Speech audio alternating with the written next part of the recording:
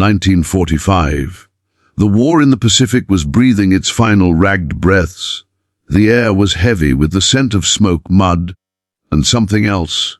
The uncertainty of what tomorrow might bring. The once proud Japanese empire was collapsing. Across the islands, camps filled with prisoners of war. Soldiers, nurses, civilians, all waiting, all wondering what the dawn would bring. And among them stood a group of Japanese women, former nurses, secretaries, and wives of officers, now prisoners in a world that had turned upside down. The night before, the guards had ordered them to be ready at dawn. No explanation, no mercy in their tone, just a simple, chilling command. Line up at sunrise. They didn't know whether they would see another morning. Some whispered prayers. Others stared into the dark horizon, clutching keepsakes from home. A photo, a ribbon, a rosary. The silence was thick enough to break the heart. Then, as the first light of dawn painted the camp in soft orange hues, boots crunched against the gravel. A line of women stood trembling, their faces pale, their breaths short, the weight of the unknown pressing against their chests. And what happened next would be something none of them could ever forget. The sky was bruised in shades of grey and violet when the sound of boots broke the silence. A voice shouted in clipped English, followed by another in Japanese translation, harsh, cold, and commanding. The women inside the barracks stirred from their uneasy sleep, eyes still heavy from exhaustion, bodies trembling from the chill that crept through the thin wooden walls. Dawn had not yet broken, but already they knew what the call meant. It was an order, and in the camps of war, orders could mean anything. A routine inspection, a transfer, a punishment, or something far worse. Inside the dim barrack, a small oil lamp flickered weakly. It cast long, trembling shadows across the faces of women who no longer looked like the proud nurses and civilians they once were. Their uniforms, once symbols of duty, now hung in tatters. Sleeves frayed, hems torn, colors faded by rain and dirt. They had been captured months ago, during the final chaos of the Pacific War. Their days were now marked not by dates, but by hunger, silence, and survival. Someone whispered, "Line up." Outside, the words passed from mouth to mouth like a ghostly echo. No one dared to question, only to obey. The youngest among them, barely 20, fumbled to tie her hair back with a strip of cloth. Another older woman adjusted the collar of a friend beside her, an instinct of motherly care that refused to die even in captivity. In that moment, no one was a soldier or an enemy, only a human being trying to hold on to dignity amid despair. When they stepped outside, the air bit into their skin. The camp stretched before them, silent except for the low hum of the wind moving through the trees and the distant clang of a metal gate. The ground beneath their bare feet was cold, wet from the night's dew. Some women shivered, others clasped their hands together, whispering quiet prayers into the dawn that had yet to arrive. The guards were already there, silhouettes against the dying night. Their rifles rested casually against their shoulders, their faces half hidden by shadows and steel helmets. They did not shout. They didn't need to. The silent command in their posture was enough. The women knew exactly where to stand, how to move, when to stop. They had learned this rhythm, the rhythm of captivity, a pattern that offered no comfort, only survival. A long line began to form, uneven and hesitant at first. Some stood tall, others hunched slightly as if expecting a blow. The line wavered as the women took their places, shoulder to shoulder, facing the faint glimmer of the eastern sky. The horizon was bleeding from black into orange. a color that should have meant warmth, but instead carried the taste of dread. No one knew why they had been called out. The guards had said nothing the night before, only the brief command to assemble at dawn. Rumors had already spread like wildfire through the camp, talk of executions, relocations, or retribution. Some of the women feared they would be made examples, accused of defiance or sabotage. Others, perhaps more naively, hoped it might mean release. But hope was dangerous here. Hope had a way of cutting deeper than despair when it was betrayed. The silence was heavy. Every breath was a weight. Somewhere in the back of the line, a woman began to hum softly, a tune from childhood, barely audible. It was a song about the sea, about home. Her voice trembled at first, but steadied as others caught the rhythm in their minds. It was not loud enough for the guards to hear, but in that secret whisper of melody, they found something that made them feel less alone. The camp itself was a skeleton of order and decay. Rows of wooden huts lined the open square, their roofs sagging under the weight of rain and neglect. The flagpole stood bare now, its tattered cloth long removed. Beyond the barbed wire, the forest swayed gently, indifferent to human suffering. Birds began to stir in the trees, their calls soft and distant, as though nature was waking to a world that had forgotten compassion. Minutes passed like hours. The guards paced up and down the line, their boots crunching in the gravel. The rhythmic sound set hearts pounding, every step a question, every glance a verdict. One guard stopped in front of a woman whose eyes were fixed firmly ahead. He stared at her for a moment too long, his expression unreadable. Then he moved on. The woman exhaled a breath she hadn't realized she was holding. Behind her, another woman, older and frailer, began to sway. The hunger had taken its toll, her legs could barely support her.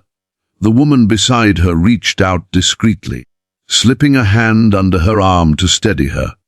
Neither spoke. They didn't need to. In silence, they carried one another. Somewhere to the left, a young nurse clenched her fists at her sides. Her knuckles were white, her lips trembling. She had been captured while tending to wounded soldiers in the Philippines. The memories haunted her. The screams, the fire, the unbearable loss. She had once believed in honor, in sacrifice. Now she wasn't sure what she believed in anymore.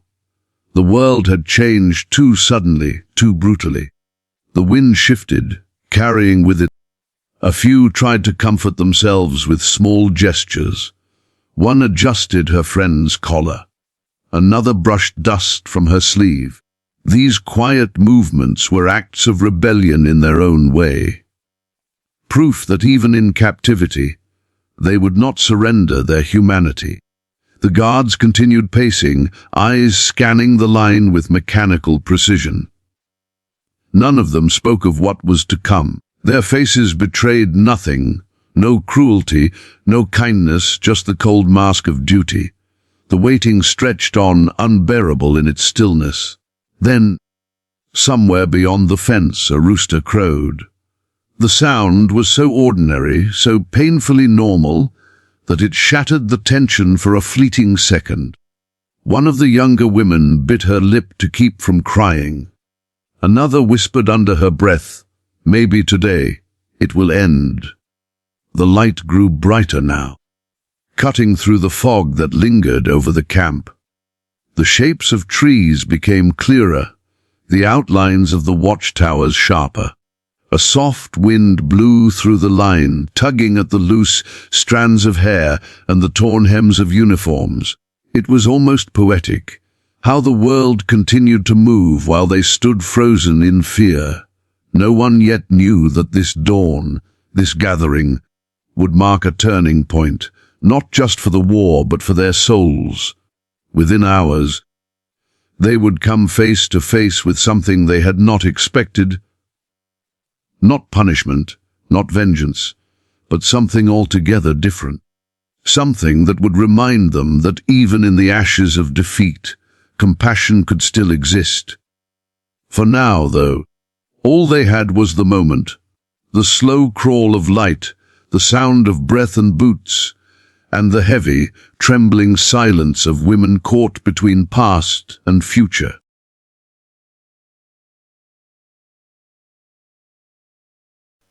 The silence broke like glass. A single voice, sharp and commanding, pierced the morning air, an American officer's tone, steady and sure, cutting through the haze of fear. The women flinched instinctively, as if struck by the sound itself. After so many months of orders barked in anger, the calmness of this voice felt strange, almost foreign. He spoke again, slower this time, his words crisp and deliberate. Then came the translation, rough but clear enough to understand. You will be moved. For a long, breathless moment, no one reacted. The words hung in the cold air, too unexpected to process. Moved. What did that mean? Moved to where? Some exchanged brief, nervous glances, their minds racing through every possibility. In the camps, moved could mean anything. Relocation, interrogation, punishment. Hope was a dangerous word, one that could shatter the moment it was spoken aloud. The officer stepped forward, boots crunching against the gravel. He was tall, his uniform immaculate despite the dust that hung in the morning air. His expression was unreadable, neither cruel nor kind, but composed, as though he carried the weight of a decision that demanded restraint. Behind him stood a group of soldiers, their rifles slung casually across their backs. They watched silently, their eyes scanning the rows of women who stood trembling before them. The women's hearts pounded. One of them, a nurse named Kiko, clutched the edge of her sleeve, her nails digging into the fabric.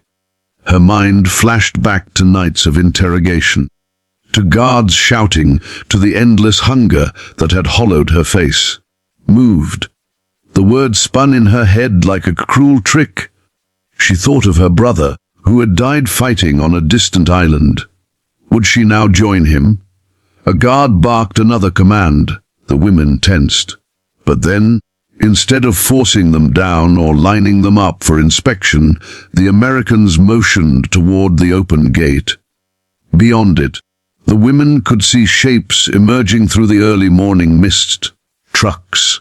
Several of them, parked in a neat row, engines idling softly. The smell of fuel drifted across the air, strangely comforting in its familiarity. The Japanese interpreter repeated the words, slower this time. You will be moved to another camp. Still, disbelief hung in the air. The women looked at one another, searching for confirmation, for any sign that this wasn't some cruel deception. For months, they had been conditioned to expect only hardship. The idea of being moved to safety felt unreal, like a dream conjured by a starving mind. The officer gestured again, and one of the soldiers stepped forward. He carried a box, something that glinted faintly in the sunlight. As he opened it, the scent hit them first. Bread, fresh bread. The women froze. For so long, their world had been filled with the bitter taste of rationed gruel, of cold rice and water thick with ash. The smell alone felt like a miracle. One soldier began handing out pieces, carefully, respectfully, as though aware of the fragility of the moment. At first, the women didn't move. They had been taught that food, when given by an enemy, could be a trap. But then one of the older women, her hands shaking, her face drawn with age and hunger, took a piece. She stared at it for a long moment, then bowed slightly, whispering a faint arigat. The soldier hesitated, then nodded back. That single gesture broke the invisible wall between them. Slowly, The others followed, taking the small pieces of bread, holding them as though they were relics. Some cried silently, tears tracing the dirt on their faces. Others just stared at their hands, unable to believe what they were seeing or tasting. Kiko lifted the bread to her lips. The first bite filled her with warmth she hadn't felt in months. Her throat tightened, and tears spilled down her cheeks. It wasn't just food, it was dignity. It was proof that even in defeat, they were still seen as human beings. The officer's gaze softened slightly as he watched them. For a brief second, the world seemed to stand still. The sun climbing higher, the camp bathed in light, and the lines between enemies fading like mist. Women were ordered to board the trucks. Their movements were hesitant at first, cautious, as if the earth itself might betray them. But when the first woman climbed onto the back of the vehicle and saw the benches, the blankets, and the small canteens of water, something inside her shifted. This was no march toward punishment. It was something entirely different. A wave of disbelief rippled through the group. They had been told the Americans were merciless, that capture meant humiliation. Yet here they were, being offered water, food, and a seat on a truck that promised movement, not backward into darkness, but forward into something new. One woman whispered, "Are we being freed?" Another shook her head quickly. "No, they don't free enemies." But even as she said it, her voice trembled with the smallest flicker of hope. As the trucks filled, the camp that had been their prison began to look smaller, almost fragile in the morning light. The barbed wire gleamed faintly, the guard towers casting long shadows that stretched toward the forest. It was hard to believe they were leaving this place alive. The officer gave a final command. The engines roared louder. The gates opened fully, creaking like the sigh of something ancient and tired. Dust rose in the air as the first truck rolled forward. The women inside held onto each other, some from fear, others from the need to believe this was real. Keiko looked back one last time. The barracks where they had slept, cried, and prayed was disappearing behind her. She thought of the nights spent listening to the cries of the wounded, of the quiet conversations about home that always ended in silence. Now, that life seemed like another lifetime, distant, faded. The convoy moved slowly, the sound of engines echoing against the hills. The road ahead was lined with trees stripped bare by war, their branches reaching upward like skeletal hands. The wind carried the faint smell of salt, the sea somewhere nearby. Inside the truck, no one spoke at first. The rumble of the engine and the crunch of gravel beneath the tires filled the silence. But as the miles passed, something began to change. Shoulders relaxed. Faces softened. For the first time, the women allowed themselves to breathe deeply. They were still prisoners. The war was not yet over, but the fear that had bound them for so long was beginning to fade. It was replaced by something gentler. Gratitude, confusion, maybe even wonder. An American soldier sitting near the tailgate glanced back. His eyes met Kiko's for a brief moment. Neither said a word, but in that silent exchange, something unspoken passed between them. A quiet acknowledgement that the war had taken. The roads stretched endlessly ahead, winding through the scorched earth of what once had been villages, homes, and quiet farmland. The trucks rattled along the dirt path, leaving behind the prison camp, and all the memories buried within its barbed wire fences. The air was dry, carrying the faint scent of smoke and salt. The smell of a land that had burned for too long. The women sat closely together in the back of the trucks. their shoulders brushing, their silence thick but no longer suffocating. The world beyond the fence was both strange and familiar, alive with colors and movement they hadn't seen in months. Some of them had forgotten what trees looked like in daylight, what the breeze felt like when it wasn't filled with dust and fear. Now, as sunlight streamed through the passing leaves, they felt its warmth touch their faces. It wasn't the harsh heat of a soldier's torch or the glare of a searchlight. It was the real, gentle warmth of morning. It carried with it something unspoken, a reminder that the world had not entirely turned to ash. Kiko sat near the edge of the truck bed, her fingers gripping the wooden railing as the vehicle bumped along uneven ground. The rhythmic sound of the wheels against gravel became a heartbeat, steady, grounding. Around her, women of all ages sat silently, some with eyes closed, others staring out at the endless horizon. Each was lost in her own thoughts, her own fragile reckoning with what survival meant now. When the trucks had first started moving, no one had dared to speak. The fear was still too close, too raw. But as the miles rolled by, a quiet murmur began to rise among them. Questions whispered between breaths. Where are we going? Is this another camp? Will we be safe there? No one had answers. Even the interpreter seated near the front had stopped speaking, his gaze fixed firmly ahead. Kiko glanced at the soldiers riding at the back. Their faces were calm, almost wary. They didn't sneer or shout, didn't look at their passengers with hatred or pity. Only a kind of quiet understanding. She wondered what they thought when they looked at her. At all of them. Were they thinking of their own families, of the women waiting back home? Did they see enemies or survivors? The road curved, revealing stretches of open land, scarred by bomb craters, and the remains of villages reduced to rubble. Smoke rose faintly in the distance, a ghostly reminder of battles that had raged not long before. The women stared at the ruins as they passed, some recognizing the architecture, the shape of a shrine, the outline of a school. It could have been any village. Theirs, perhaps, torn apart by forces far beyond their control.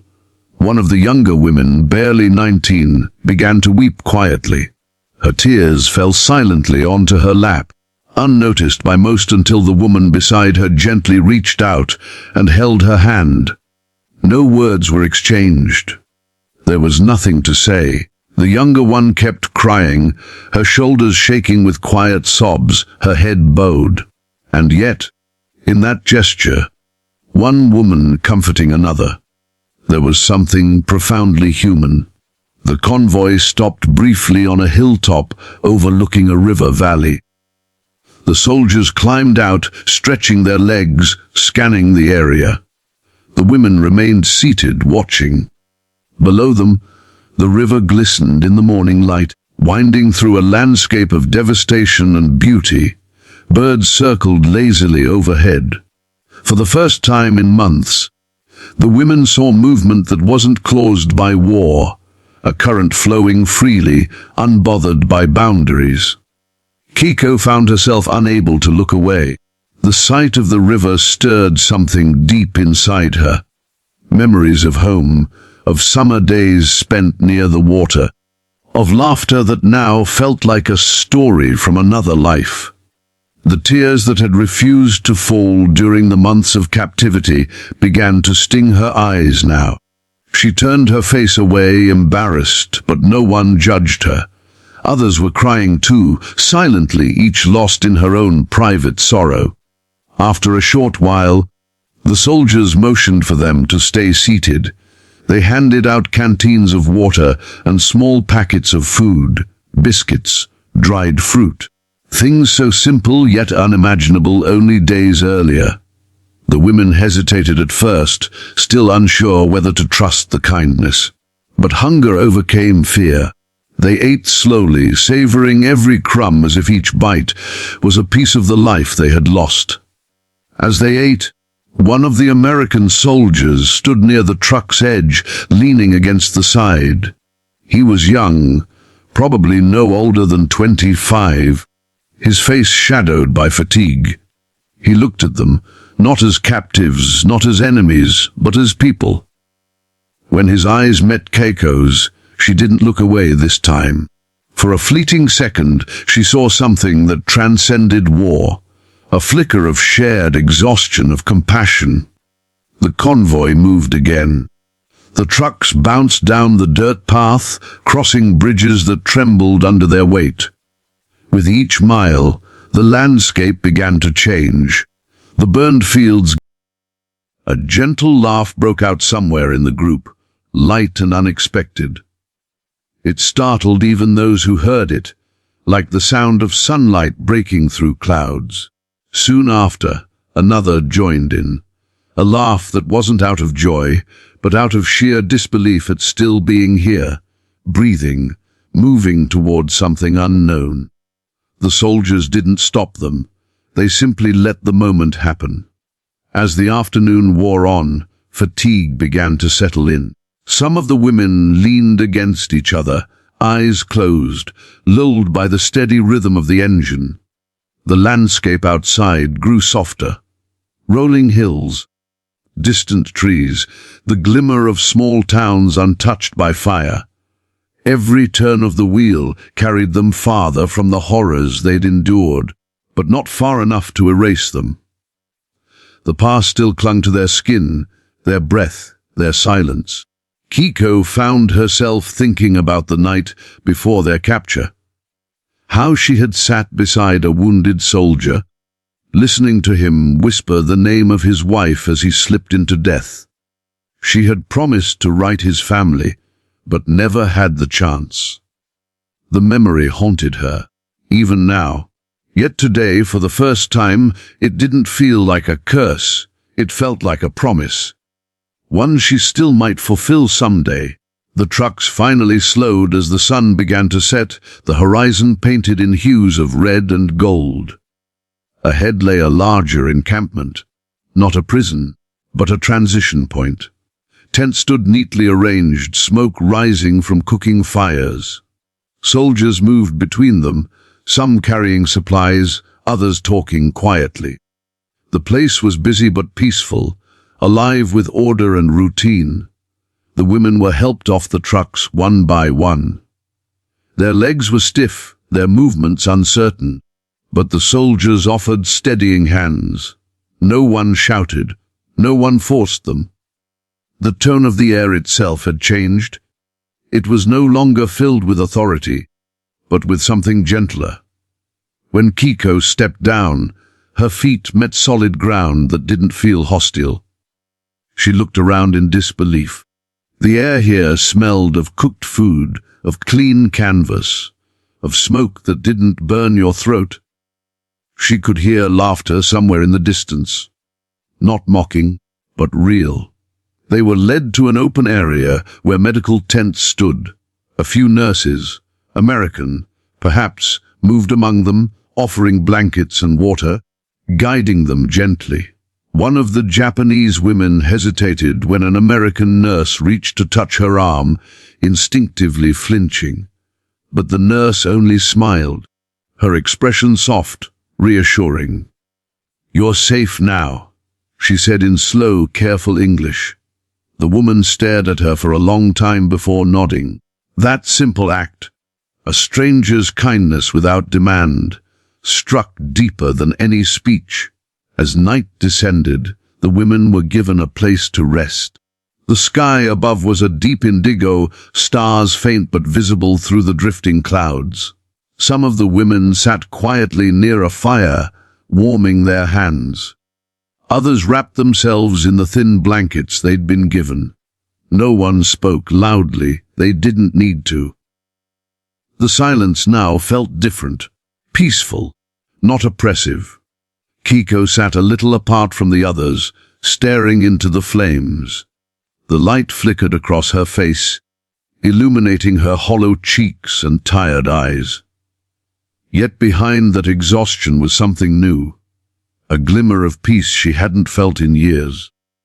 She thought of the officer who had spoken that morning, of the soldiers who had shown restraint, of the nurse who had offered her water without judgment. The war had taken everything from her: her home, her family, her faith in the goodness of people. But that morning it had given something back, not in grand gestures or sweeping speeches, but in the smallest of acts: a piece of bread, a shared glance, a gentle hand.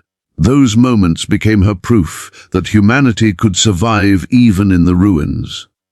As the fire crackled, she whispered a quiet prayer, not for victory, not even for peace, but for memory. That someday, when the war was just a story told by the survivors, people would remember that kindness existed even in the darkest times. Above her, the stars flickered like distant embers, watching silently over a world that was finally learning to heal.